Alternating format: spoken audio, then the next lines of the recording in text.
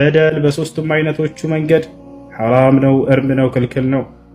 الظلم الذي هو الشرك የመጀመሪያው ትልቁ በደል ምንድነው? ሽርክ ነው፣ በአላህ ላይ ማጋራት ነው። ማንን የበደለው ሰው ታዲያ እዚህ ጋር አላህን ነው ወይ የበደለው? ላ አላህን የሚበድል ማንም የለም። አላህ Subhanahu Wa Ta'ala ማንንም አይበድልም፣ እርሱም አይበደልም። የሰው ልጅ ኃጢአት ሲያደርግ ታዲያ ማንን ነው የሚበድለው? ራሱን ነው የሚበድለው። ያ ጀማዓ ማንን ነው የሚበድለው? ራሱን ነው። ወማ ظلمناهم ولكن ظلموا انفسهم አለ። እኔ አልበደልኳቸውም ካለ በኋላ አላህ ነገር ግን ራሳቸውን በደሉ አለ ኃጢአት በመስራት። እንደውን ያላህን በድያለሁ ይላል አንዳንድ እውቀት የሌለው ሰው ወጥቻለሁ አይደል? ላ እኔ አላህን በድያለሁ አይባልም፣ እንዳትበሉ።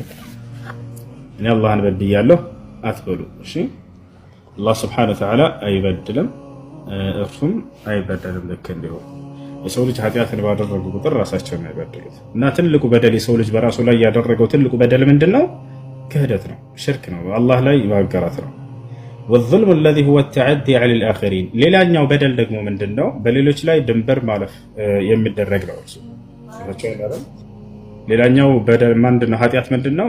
የበደል አይነት አንደኛው የትልቁ በደል በአላህ ላይ ማጋራት ነው። ሁለተኛው ደግሞ በሌሎች ሰዎች ላይ ወሰን ማለፍ፣ ድንበር ማለፍ።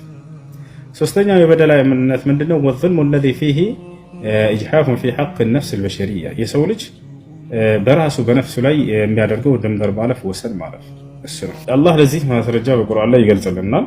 إن الله لا يظلم الناس شيئا እኔ አምላካችሁ አላህ ሰዎችን አልበድልም ማለት ቅንጣት አልበድልም። إن الله እኔ አምላካችሁ لا يظلم الناس شيئا ሰዎችን ቅንጣት አይበድልም። ولكن الناس ነገር ግን ሰዎች አንፈሰውን يظلمون ነፍሳቸውን ይበድላሉ አለ። እንዴት ነው ሰው ነፍሱን የሚበድለው? በኃጢአት ሲያደርግ ጊዜ ራሱን በደለ። وقال النبي صلى الله عليه وسلم ነብዩ ሰለላሁ ዐለይሂ ወሰለም እንዲህ አሉ፣ اتقوا الظلم በደልን ተጠንቀቁ አሉ። ነፍሳቸውንም ሆነ ሌሎችንም አትበድሉ ነው።